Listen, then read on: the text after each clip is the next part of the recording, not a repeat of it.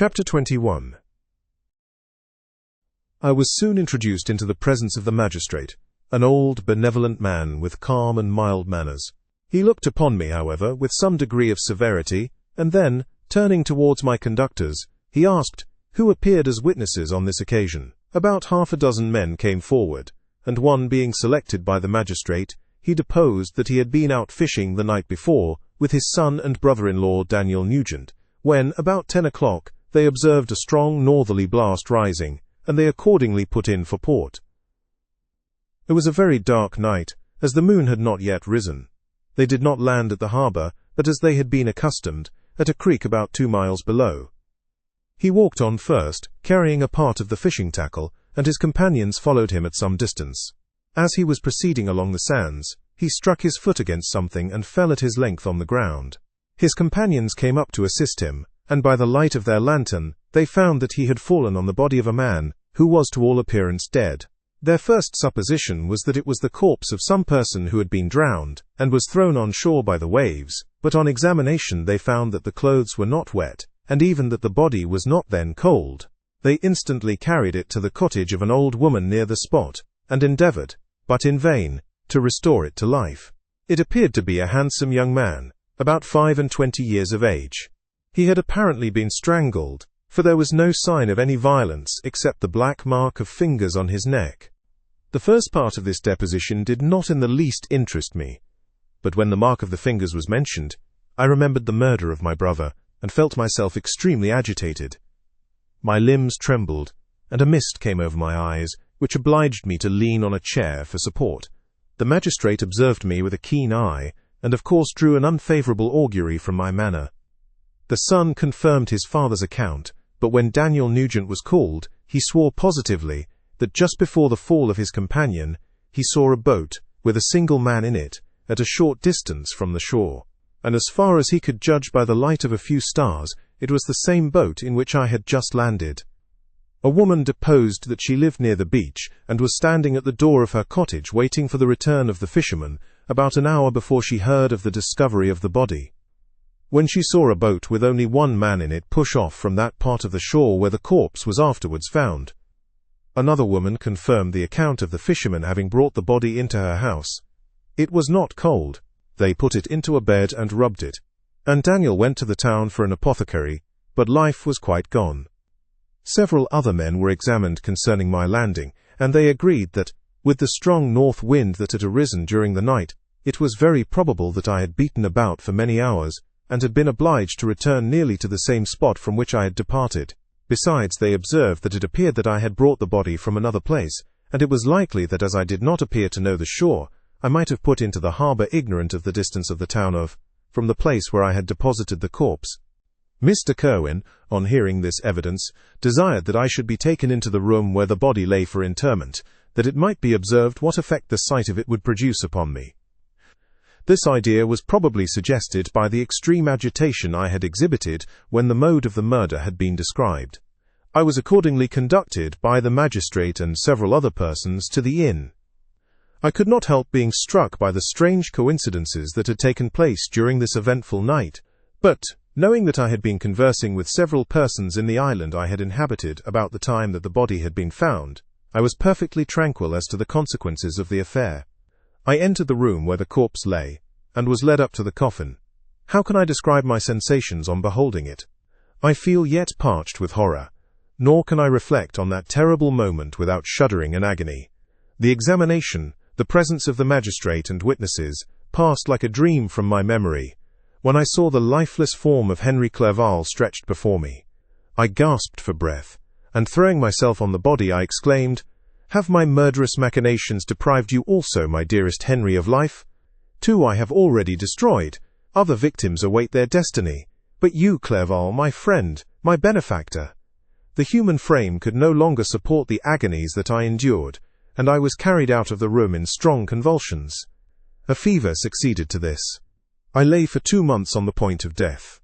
My ravings, as I afterwards heard, were frightful. I called myself the murderer of William, of Justine, and of Clerval. Sometimes I entreated my attendants to assist me in the destruction of the fiend by whom I was tormented, and at others I felt the fingers of the monster already grasping my neck, and screamed aloud with agony and terror. Fortunately, as I spoke my native language, Mr. Kerwin alone understood me. But my gestures and bitter cries were sufficient to affright the other witnesses. Why did I not die? More miserable than man ever was before, why did I not sink into forgetfulness and rest? Death snatches away many blooming children, the only hopes of their doting parents. How many brides and youthful lovers have been one day in the bloom of health and hope, and the next a prey for worms and the decay of the tomb? Of what materials was I made that I could thus resist so many shocks, which, like the turning of the wheel, continually renewed the torture? But I was doomed to live, and in 2 months found myself as awaking from a dream, in a prison, stretched on a wretched bed, surrounded by jailers, turnkeys, bolts, and all the miserable apparatus of a dungeon. It was morning, I remember, when I thus awoke to understanding I had forgotten the particulars of what had happened, and only felt as if some great misfortune had suddenly overwhelmed me. But when I looked around and saw the barred windows and the squalidness of the room in which I was, all flashed across my memory and I groaned bitterly. This sound disturbed an old woman who was sleeping in a chair beside me. She was a hired nurse, the wife of one of the turnkeys, and her countenance expressed all those bad qualities which often characterize that class. The lines of her face were hard and rude, like that of persons accustomed to see without sympathizing in sights of misery. Her tone expressed her entire indifference. She addressed me in English, and the voice struck me as one that I had heard during my sufferings. "Are you better now, sir?" said she. I replied in the same language, with a feeble voice, "I believe I am, but if it be all true, if indeed I did not dream, I am sorry that I am still alive to feel this misery and horror." "For that matter," replied the old woman, "if you mean about the gentleman you murdered, I believe that it were better for you if you were dead, for I fancy it will go hard with you. However, that's none of my business. I am sent to nurse you and get you well. I do my duty with a safe conscience. It were well if everybody did the same." I turned with loathing from the woman who could utter so unfeeling a speech to a person just saved, on the very edge of death, but I felt languid and unable to reflect on all that had passed. The whole series of my life appeared to me as a dream. I sometimes doubted if indeed it were all true, for it never presented itself to my mind with the force of reality. As the images that floated before me became more distinct, I grew feverish. A darkness pressed around me. No one was near me who soothed me with the gentle voice of love. No dear hand supported me. The physician came and prescribed medicines, and the old woman prepared them for me, but utter carelessness was visible in the first, and the expression of brutality was strongly marked in the visage of the second. Who could be interested in the fate of a murderer but the hangman who would gain his fee? These were my first reflections, but I soon learned that Mr. Kerwin had shown me extreme kindness.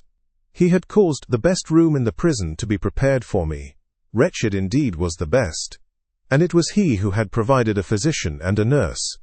It is true, he seldom came to see me, for although he ardently desired to relieve the sufferings of every human creature, he did not wish to be present at the agonies and miserable ravings of a murderer. He came, therefore, sometimes to see that I was not neglected, but his visits were short and with long intervals. One day, while I was gradually recovering, I was seated in a chair, my eyes half open, and my cheeks livid like those in death. I was overcome by gloom and misery, and often reflected I had better seek death than desire to remain in a world which to me was replete with wretchedness. At one time I considered whether I should not declare myself guilty and suffer the penalty of the law, less innocent than poor Justine had been. Such were my thoughts when the door of my apartment was opened and Mr. Kerwin entered. His countenance expressed sympathy and compassion. He drew a chair close to mine and addressed me in French. "I fear that this place is very shocking to you. Can I do anything to make you more comfortable?" "I thank you, but all that you mention is nothing to me. On the whole earth there is no comfort which I am capable of receiving. I know that the sympathy of a stranger can be but of little relief to one borne down as you are by so strange a misfortune. But you will, I hope, soon quit this melancholy abode, for doubtless evidence can easily be brought to free you from the criminal charge. That is my least concern. I am by a course of strange events become the most miserable of mortals. Persecuted and tortured as I am and have been, can death be any evil to me? Nothing indeed could be more unfortunate and agonizing than the strange chances that have lately occurred. You were thrown by some surprising accident on this shore, renowned for its hospitality, seized immediately and charged with murder. The first sight that was presented to your eyes was the body of your friend, murdered in so unaccountable a manner and placed, as it were, by some fiend across your path. As Mr. Kerwin said this, notwithstanding the agitation I endured on this retrospect of my sufferings, I also felt considerable surprise at the knowledge he seemed to possess concerning me. I suppose some astonishment was exhibited in my countenance, for Mr. Kerwin hastened to say, "Immediately upon your being taken ill, all the papers that were on your person were brought me, and I examined them that I might discover some trace by which I could send to your relations an account of your misfortune and illness. I found several letters, and, among others, one which I discovered from its commencement to be from your father. I instantly wrote to Geneva. Nearly 2 months have elapsed since the departure of my letter. But you are ill. Even now you tremble. You are unfit for agitation of any kind. This suspense is 1,000 times worse than the most horrible event. Tell me what new scene of death has been acted, and whose murder I am now to lament." "Your family is perfectly well," said Mr. Kerwin with gentleness, "and someone, a friend, is come to visit you." I know not by what chain of thought the idea presented itself, but it instantly darted into my mind that the murderer had come to mock at my misery and taunt me with the death of Clerval, as a new incitement for me to comply with his hellish desires. I put my hand before my eyes and cried out in agony, "Oh, take him away, I cannot see him. For God's sake, do not let him enter." Mr. Kerwin regarded me with a troubled countenance. He could not help regarding my exclamation as a presumption of my guilt, and said in rather a severe tone, "I should have thought, young man, that the presence of your father would have been welcome, instead of inspiring such violent repugnance." "My father!" cried I, while every feature and every muscle was relaxed from anguish to pleasure. "Is my father indeed come? How kind! How very kind! But where is he? Why does he not hasten to me?" My change of manner surprised and pleased the magistrate. Perhaps he thought that my former exclamation was a momentary return of delirium, and now he instantly resumed his former benevolence. He rose and quitted the room with my nurse, and in a moment my father entered it. Nothing at this moment could have given me greater pleasure than the arrival of my father.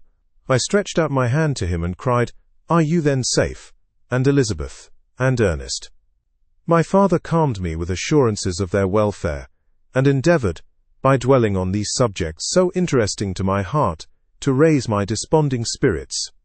But he soon felt that a prison cannot be the abode of cheerfulness. "What a place is this that you inhabit, my son?" said he, looking mournfully at the barred windows and wretched appearance of the room. "You travel to seek happiness, but a fatality seems to pursue you. And poor Clerval," the name of my unfortunate and murdered friend, was an agitation too great to be endured in my weak state. I shed tears. "Alas!" "Yes, my father," replied I. "Some destiny of the most horrible kind hangs over me, and I must live to fulfill it, or surely I should have died on the coffin of Henry." We were not allowed to converse for any length of time, for the precarious state of my health rendered every precaution necessary that could ensure tranquillity. Mr. Kerwin came in and insisted that my strength should not be exhausted by too much exertion. But the appearance of my father was to me like that of my good angel, and I gradually recovered my health. As my sickness quitted me, I was absorbed by a gloomy and black melancholy that nothing could dissipate. The image of Clerval was forever before me, ghastly and murdered. More than once the agitation into which these reflections threw me made my friends dread a dangerous relapse. Alas! Why did they preserve so miserable and detested a life? It was surely that I might fulfill my destiny, which is now drawing to a close.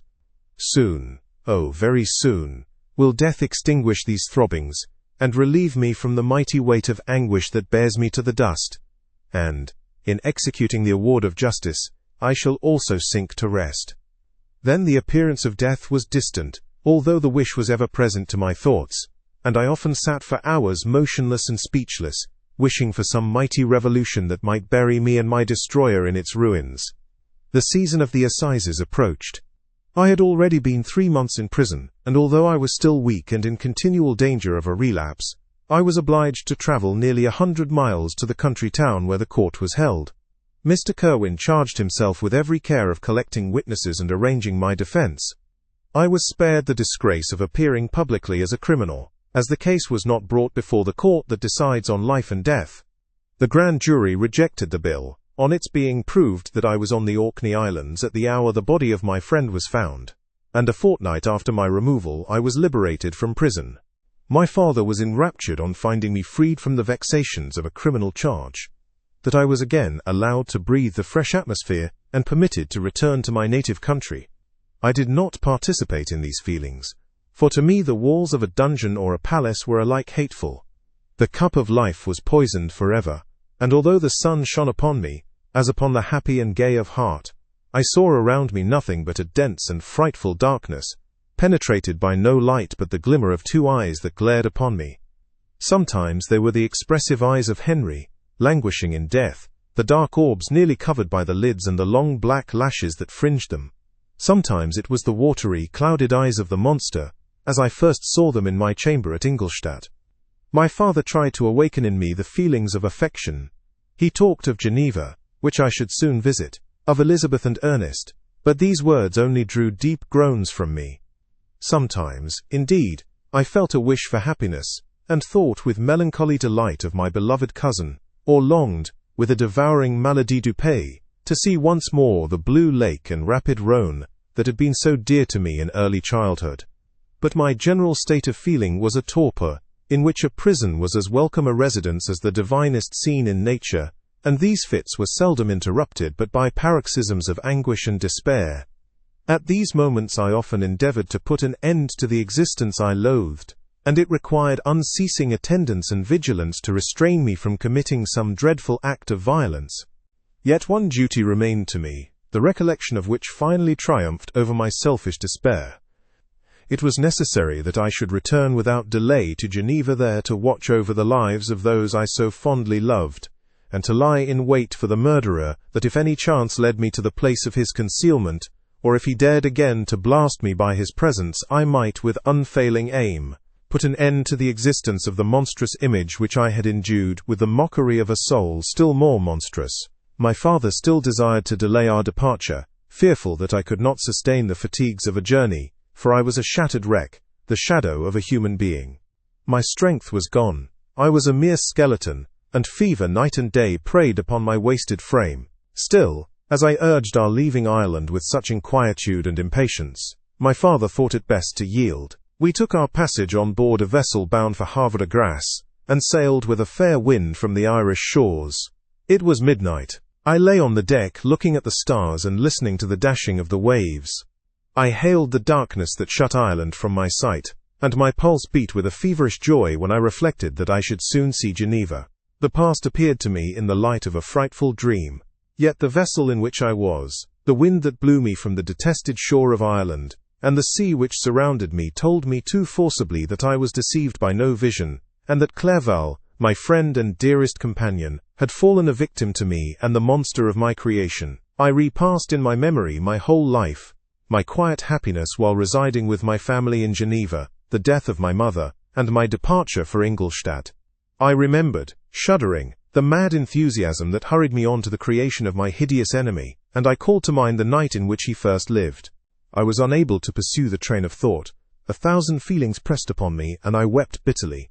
Ever since my recovery from the fever, I had been in the custom of taking every night a small quantity of laudanum, for it was by means of this drug only that I was enabled to gain the rest necessary for the preservation of life. Oppressed by the recollection of my various misfortunes, I now swallowed double my usual quantity, and soon slept profoundly. But sleep did not afford me respite from thought and misery. My dreams presented 1,000 objects that scared me. Towards morning I was possessed by a kind of nightmare. I felt the fiend's grasp in my neck and could not free myself from it. Groans and cries rang in my ears. My father, who was watching over me, perceiving my restlessness, awoke me. The dashing waves were around the cloudy sky above. The fiend was not here. A sense of security, a feeling that a truce was established between the present hour and the irresistible, disastrous future, imparted to me a kind of calm forgetfulness, of which the human mind is, by its structure, peculiarly susceptible. Chapter 22. The voyage came to an end. We landed and proceeded to Paris. I soon found that I had overtaxed my strength and that I must repose before I could continue my journey.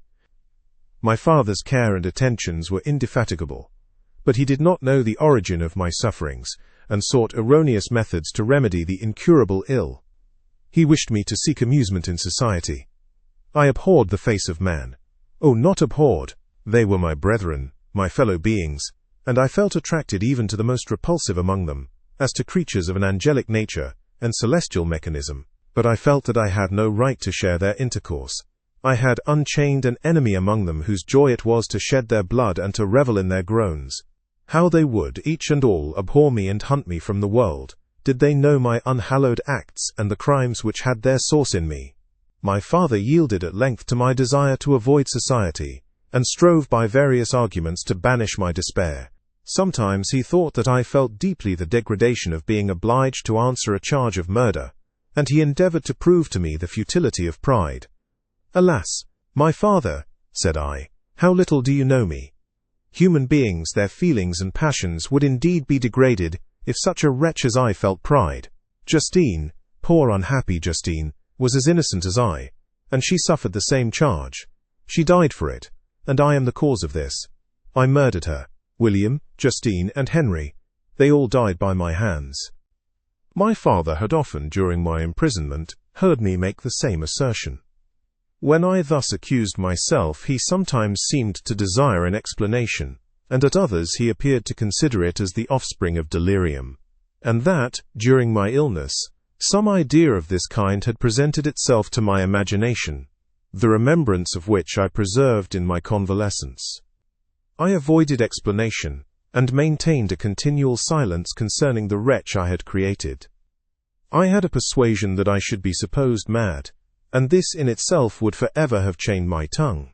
But, besides, I could not bring myself to disclose a secret which would fill my hearer with consternation, and make fear and unnatural horror the inmates of his breast. I checked, therefore, my impatient thirst for sympathy, and was silent when I would have given the world to have confided the fatal secret. Yet, still, words like those I have recorded would burst uncontrollably from me. I could offer no explanation of them, but their truth in part relieved the burden of my mysterious woe. Upon this occasion my father said, with an expression of unbounded wonder, "My dearest Victor, what infatuation is this? My dear son, I entreat you never to make such an assertion again." "I am not mad," I cried energetically. "The sun and the heavens, who have viewed my operations, can bear witness of my truth. I am the assassin of those most innocent victims. They died by my machinations. 1,000 times would I have shed my own blood, drop by drop, to have saved their lives. But I could not, my father. Indeed, I could not sacrifice the whole human race." The conclusion of this speech convinced my father that my ideas were deranged, and he instantly changed the subject of our conversation and endeavored to alter the course of my thoughts. He wished as much as possible to obliterate the memory of the scenes that had taken place in Ireland, and never alluded to them or suffered me to speak of my misfortunes. As time passed away, I became more calm. Misery had her dwelling in my heart, but I no longer talked in the same incoherent manner of my own crimes. Sufficient for me was the consciousness of them. By the utmost self-violence, I curbed the imperious voice of wretchedness, which sometimes desired to declare itself to the whole world, and my manners were calmer and more composed than they had ever been since my journey to the Sea of Ice. A few days before we left Paris on our way to Switzerland, I received the following letter from Elizabeth. "My dear friend, it gave me the greatest pleasure to receive a letter from my uncle dated at Paris. You are no longer at a formidable distance, and I may hope to see you in less than a fortnight. My poor cousin, how much you must have suffered. I expect to see you looking even more ill than when you quitted Geneva. This winter has been passed most miserably, tortured as I have been by anxious suspense. Yet I hope to see peace in your countenance, and to find that your heart is not totally void of comfort and tranquillity. Yet I fear that the same feelings now exist that made you so miserable a year ago, even perhaps augmented by time. I would not disturb you at this period, when so many misfortunes weigh upon you, but a conversation that I had with my uncle previous to his departure renders some explanation necessary before we meet. Explanation. You may possibly say, what can Elizabeth have to explain? If you really say this, my questions are answered, and all my doubts satisfied. But you are distant from me, and it is possible that you may dread and yet be pleased with this explanation, and in a probability of this being the case, I dare not any longer postpone writing what, during your absence, I have often wished to express to you, but have never had the courage to begin. You well know, Victor, that our union had been the favorite plan of your parents ever since our infancy. We were told this when young, and taught to look forward to it as an event that would certainly take place.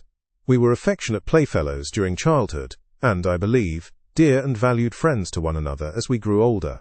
But as brother and sister often entertain a lively affection towards each other, without desiring a more intimate union, may not such also be our case? Tell me, dearest Victor, answer me, I conjure you by our mutual happiness, with simple truth, do you not love another? You have travelled. You have spent several years of your life at Ingolstadt, and I confess to you, my friend, that when I saw you last autumn so unhappy flying to solitude from the society of every creature, I could not help supposing that you might regret our connection and believe yourself bound in honour to fulfil the wishes of your parents, although they opposed themselves to your inclinations. But this is false reasoning. I confess to you, my friend, that I love you, and that in my airy dreams of futurity you have been my constant friend and companion. But it is your happiness I desire as well as my own, when I declare to you that our marriage would render me eternally miserable, unless it were the dictate of your own free choice. Even now I weep to think that, borne down as you are by the cruelest misfortunes, you may stifle by the word honour all hope of that love and happiness which would alone restore you to yourself. I, who have so disinterested an affection for you, may increase your miseries tenfold by being an obstacle to your wishes. Ah, Victor, be assured that your cousin and playmate has too sincere a love for you not to be made miserable by this supposition. Be happy, my friend, and if you obey me in this one request, remain satisfied that nothing on earth will have the power to interrupt my tranquillity. Do not let this letter disturb you. Do not answer tomorrow, or the next day, or even until you come, if it will give you pain. My uncle will send me news of your health, and if I see but one smile on your lips when we meet, occasioned by this or any other exertion of mine, I shall need no other happiness. Elizabeth Lavenza. Geneva, May 18th, 1700s. This letter revived in my memory what I had before forgotten, the threat of the fiend. I will be with you on your wedding night. Such was my sentence, and on that night would the demon employ every art to destroy me, and tear me from the glimpse of happiness which promised partly to console my sufferings. On that night he had determined to consummate his crimes by my death. Well, be it so. A deadly struggle would then assuredly take place, in which if he were victorious, I should be at peace, and his power over me be at an end. If he were vanquished, I should be a free man.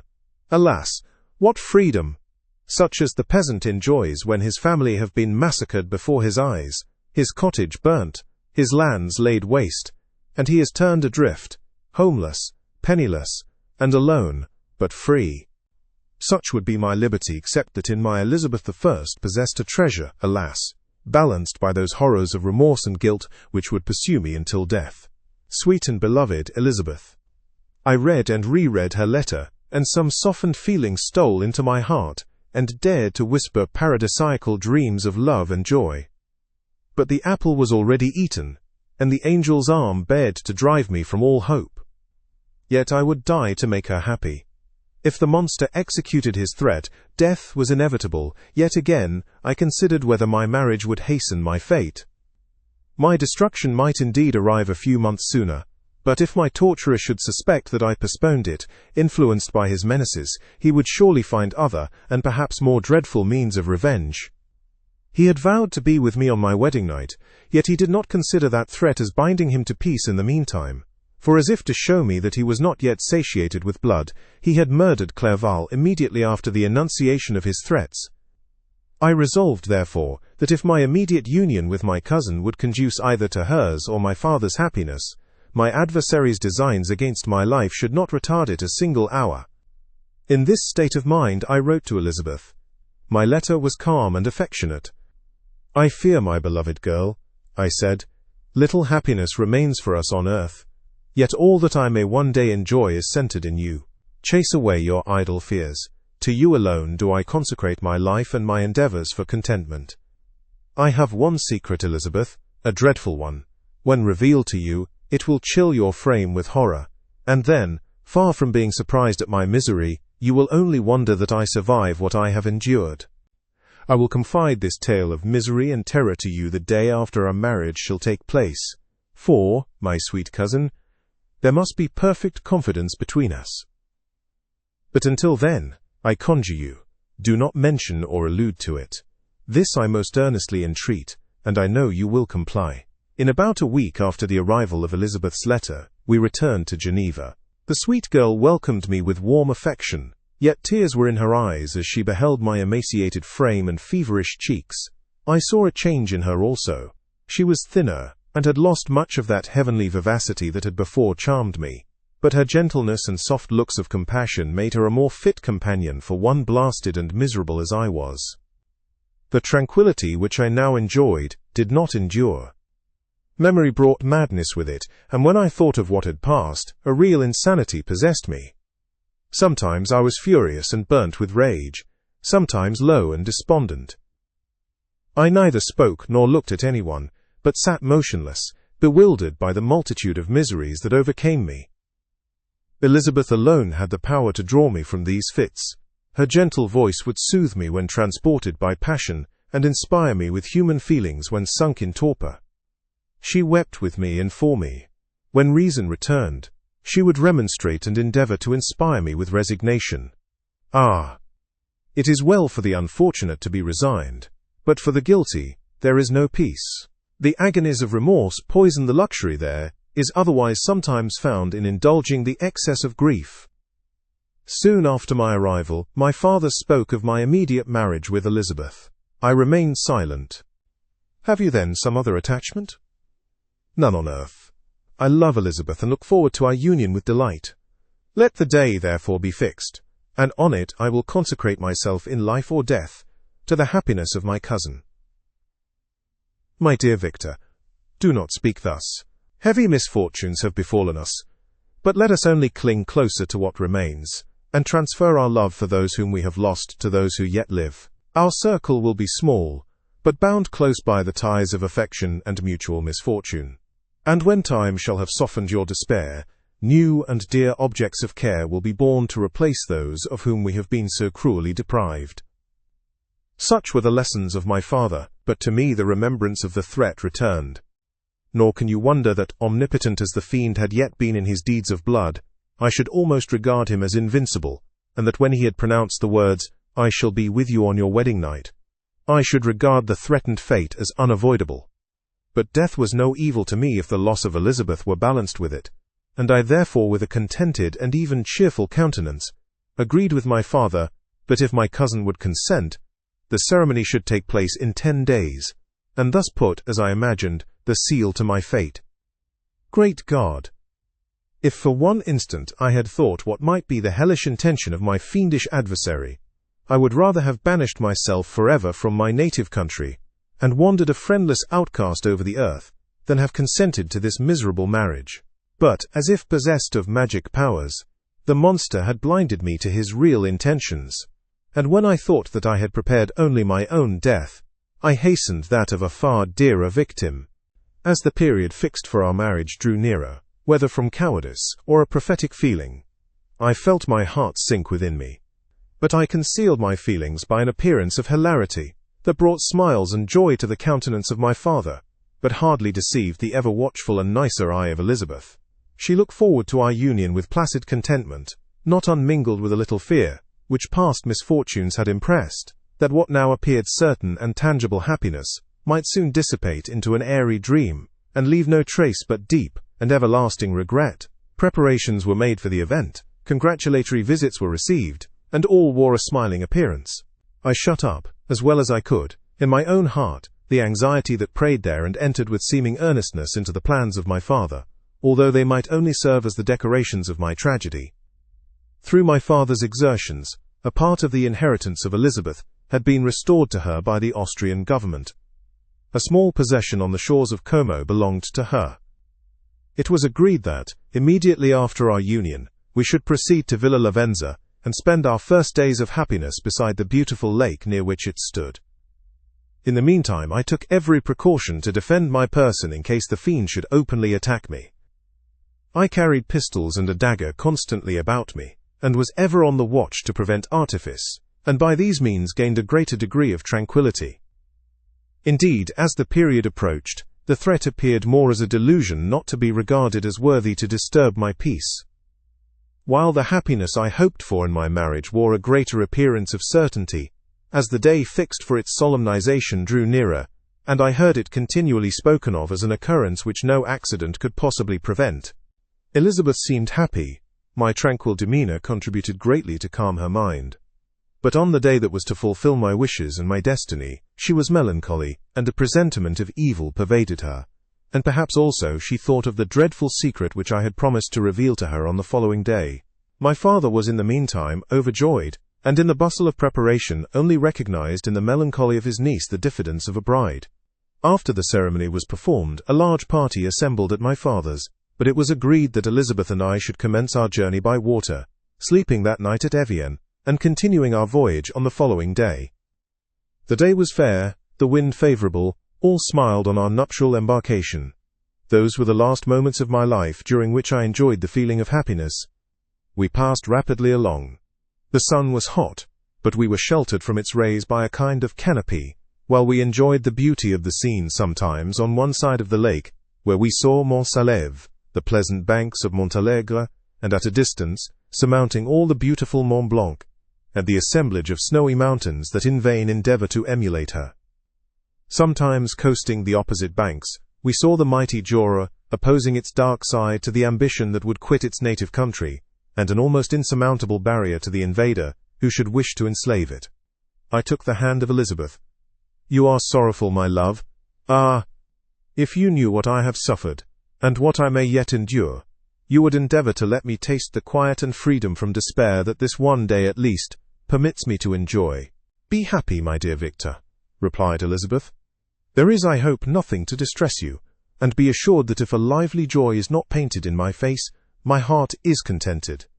Something whispers to me not to depend too much on the prospect that is open before us, but I will not listen to such a sinister voice. Observe how fast we move along, and how the clouds, which sometimes obscure and sometimes rise above the dome of Mont Blanc, render this scene of beauty still more interesting. Look also at the innumerable fish that are swimming in the clear waters, where we can distinguish every pebble that lies at the bottom. What a divine day! How happy and serene all nature appears!" Thus, Elizabeth endeavored to divert her thoughts and mind from all reflection upon melancholy subjects, but her temper was fluctuating. Joy for a few instants shone in her eyes, but it continually gave place to distraction and reverie. The sun sank lower in the heavens. We passed the river Drance and observed its path through the chasms of the higher and the glens of the lower hills. The Alps here come closer to the lake, and we approached the amphitheatre of mountains, which forms its eastern boundary. The spire of Evian shone under the woods that surrounded it, and the range of mountain above mountain by which it was overhung. The wind, which had hitherto carried us along with amazing rapidity, sank at sunset to a light breeze. The soft air just ruffled the water, and caused a pleasant motion among the trees as we approached the shore, from which it wafted the most delightful scent of flowers and hay. The sun sank beneath the horizon as we landed, and as I touched the shore I felt those cares and fears revive, which soon were to clasp me and cling to me forever. Chapter 23. It was 8 o'clock when we landed. We walked for a short time on the shore, enjoying the transitory light, and then retired to the inn and contemplated the lovely scene of waters, woods, and mountains, obscured in darkness, yet still displaying their black outlines. The wind, which had fallen in the south, now rose with great violence in the west. The moon had reached her summit in the heavens, and was beginning to descend. The clouds swept across it swifter than the flight of the vulture, and dimmed her rays, while the lake reflected the scene of the busy heavens, rendered still busier by the restless waves that were beginning to rise. Suddenly a heavy storm of rain descended. I had been calm during the day, but so soon as night obscured the shapes of objects, 1,000 fears arose in my mind. I was anxious and watchful, while my right hand grasped a pistol which was hidden in my bosom. Every sound terrified me, but I resolved that I would sell my life dearly and not shrink from the conflict until my own life, or that of my adversary, was extinguished.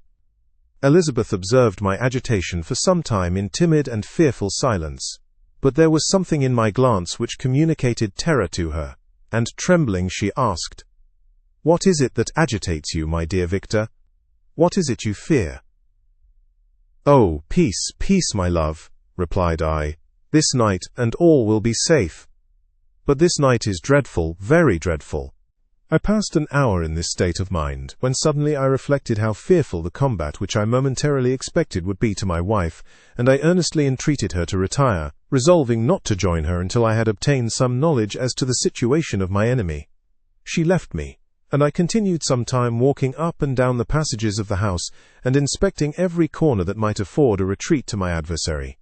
But I discovered no trace of him, and was beginning to conjecture that some fortunate chance had intervened to prevent the execution of his menaces, when suddenly I heard a shrill and dreadful scream. It came from the room into which Elizabeth had retired.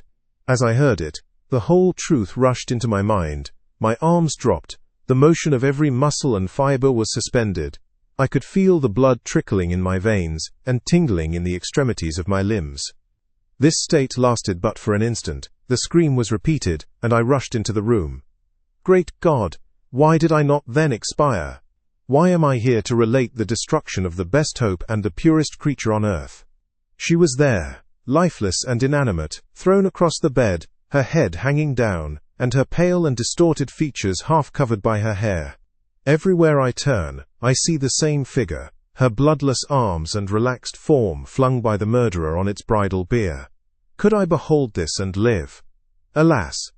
Life is obstinate and clings closest where it is most hated. For a moment only did I lose recollection. I fell senseless on the ground.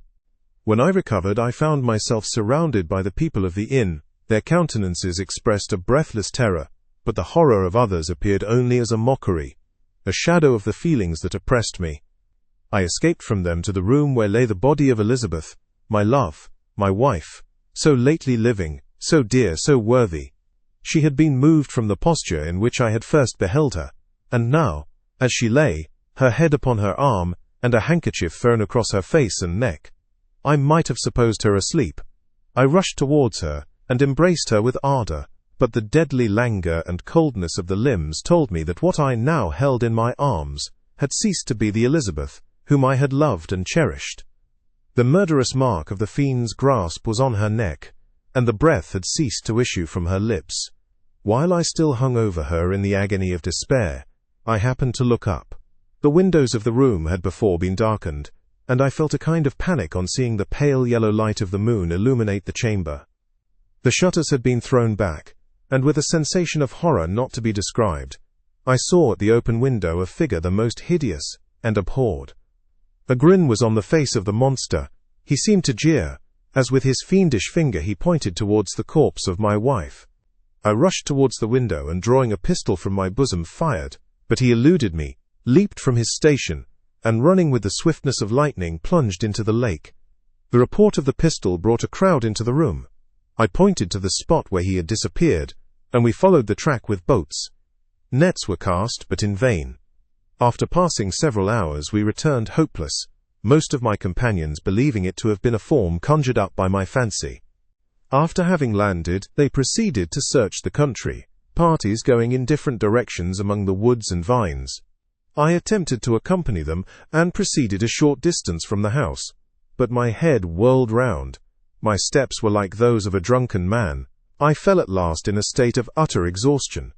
A film covered my eyes, and my skin was parched with the heat of fever. In this state I was carried back and placed on a bed, hardly conscious of what had happened.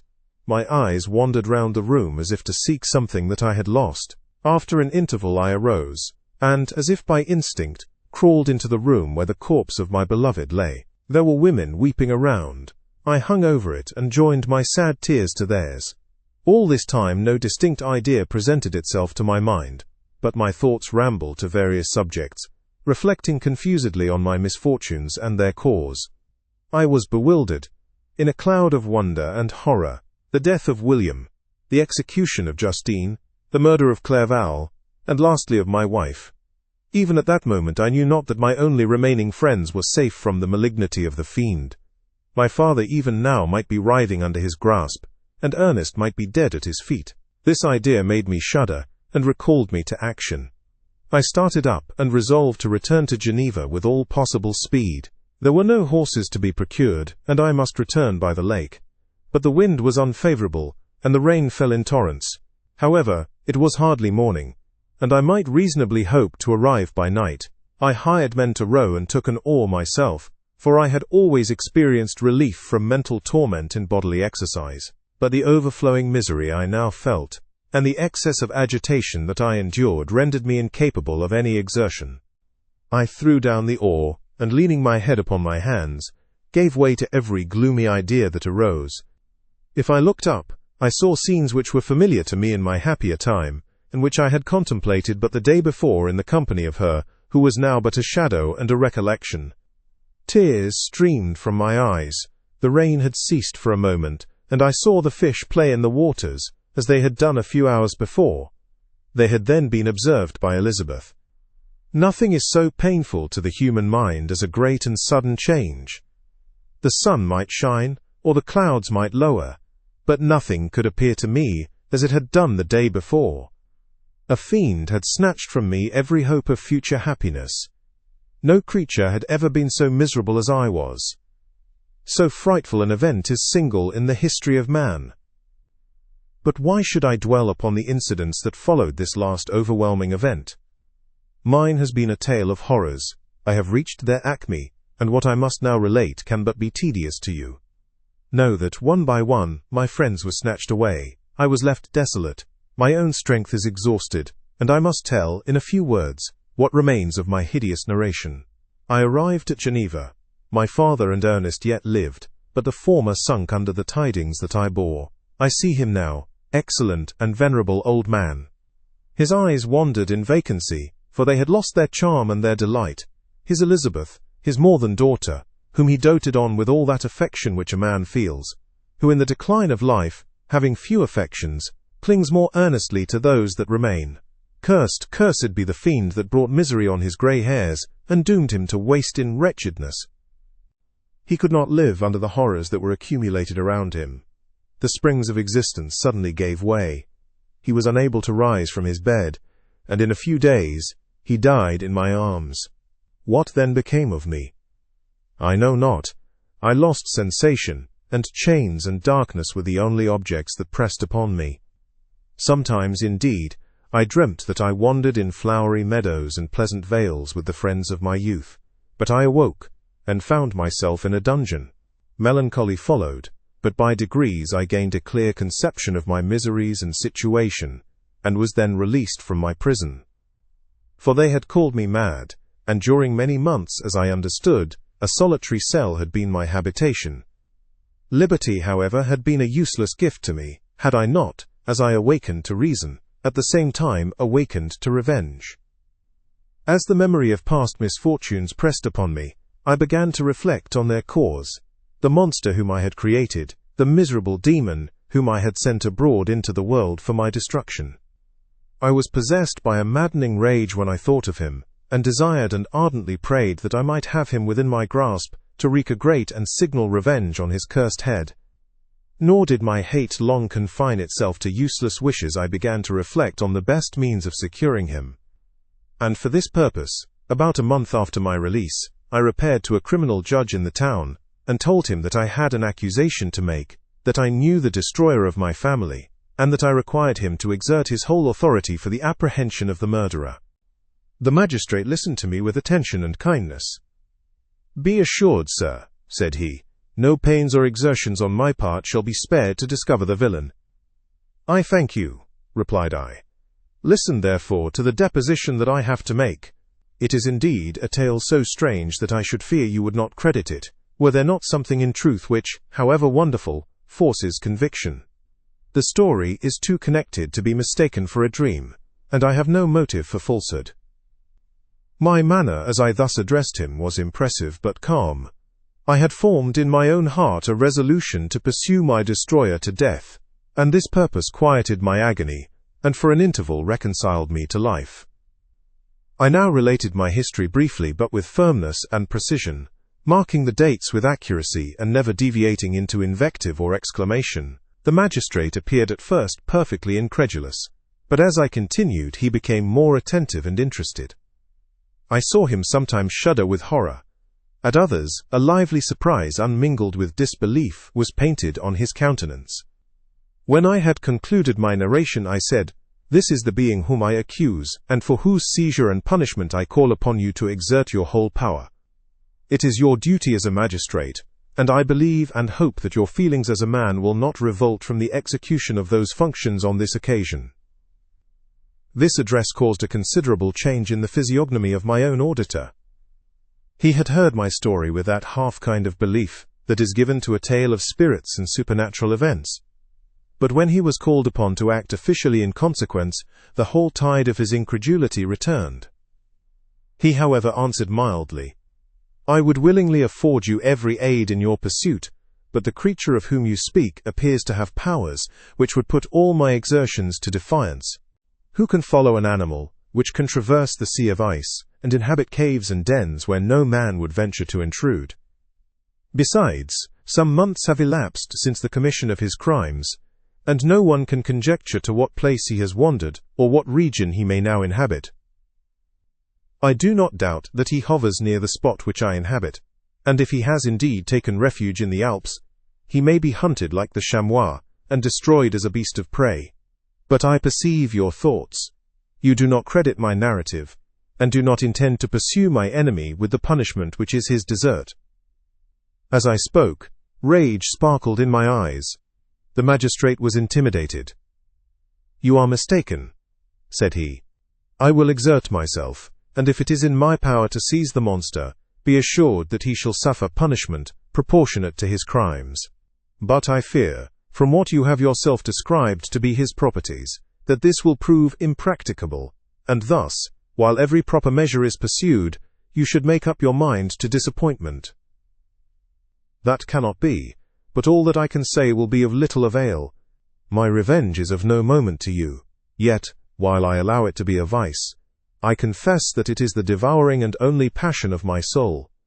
My rage is unspeakable when I reflect that the murderer, whom I have turned loose upon society, still exists. You refuse my just demand. I have but one resource, and I devote myself, either in my life or death, to his destruction." I trembled with excessive agitation as I said this. There was a frenzy in my manner, and something, I doubt not, of that haughty fierceness which the martyrs of old are said to have possessed. But to a Genevan magistrate, whose mind was occupied by far other ideas than those of devotion and heroism, this elevation of mind had much the appearance of madness. He endeavored to soothe me as a nurse does a child, and reverted to my tale as the effects of delirium. "Man," I cried, "how ignorant art thou in thy pride of wisdom! Cease. You know not what it is you say." I broke from the house angry and disturbed, and retired to meditate on some other mode of action.